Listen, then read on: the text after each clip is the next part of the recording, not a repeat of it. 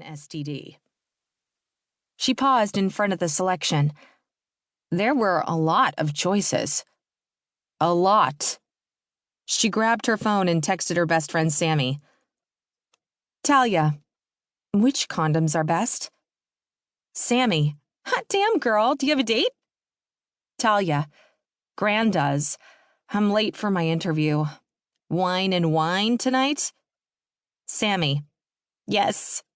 I don't know on the condoms. Most guys have a preference. I guess you can't get Gran to ask. Laughing eyes emoji. Talia, no. TTYL. She grabbed the first box her fingers touched as she turned on her heel and bumped into someone solid. The impact jarred her entire body, and she felt the box slip from her fingers as she glanced up into eyes that were blue. The kind of blue that dominated the sky on a clear spring day.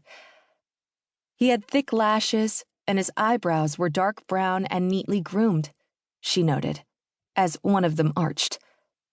She backed away and shook her head.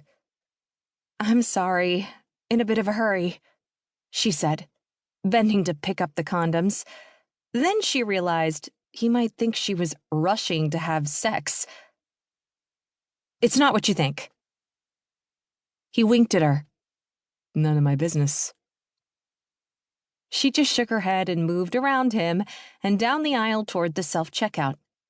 She glanced at her watch.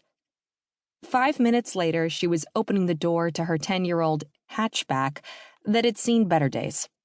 She stood next to the car for a minute, letting the heat escape, then glanced up at the sound of the low growl of an expensive engine.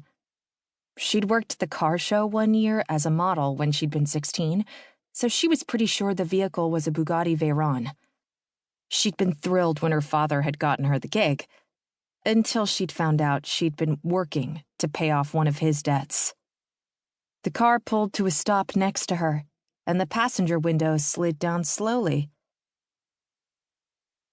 Need a lift? No. Thanks. Just letting my car cool down before I get in, she said. Nice ride. I won it in a card game last weekend, he said. A wave of disappointment went through her, and she shook her head. Of course, he was charming and hot, but none of that mattered now. You're a gambler, she said. Gran said not everyone who placed a bet was like her dad, but she wasn't going to take the chance. Wow, I've never heard so much loathing in one word before, he said. Sorry. Baggage. He was driving a Veyron and was no doubt flush most of the time. Not like her father, who hadn't ever really had money unless he'd been to visit one of his loan sharks. I'm a responsible— Let me stop you there, she said. I know that gambling only hurts those with no self-control. She turned to look inside her car. I think I'm good to go now. It's been interesting meeting you. You too, Brown Eyes, he said before he drove away. She watched him leave for another minute before she got in her own car and drove away. Her pre-interview session was due to start in 15 minutes, so she had to hurry to the Joker's Wild Casino. She ran inside and checked in before asking for the ladies' room. She changed her hose and then touched up her lipstick.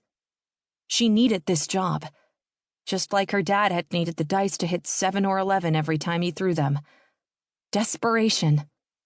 She had to shake it off. She looked at herself in the mirror, meeting her own brown gaze. You got this.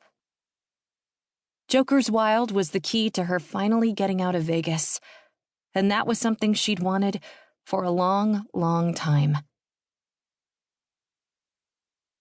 Casey Waltham was a poker-playing phenomenon and had won his first million days after his 18th birthday. In the last 10 years, he'd made more money than even he knew what to do with. He had the best toys that money could buy, and had learned that real friends hung around when life got shitty. In his case, those friends were his blood brothers, Darian Mitchell and Nicholas Pine. They'd purchased one of the older casinos.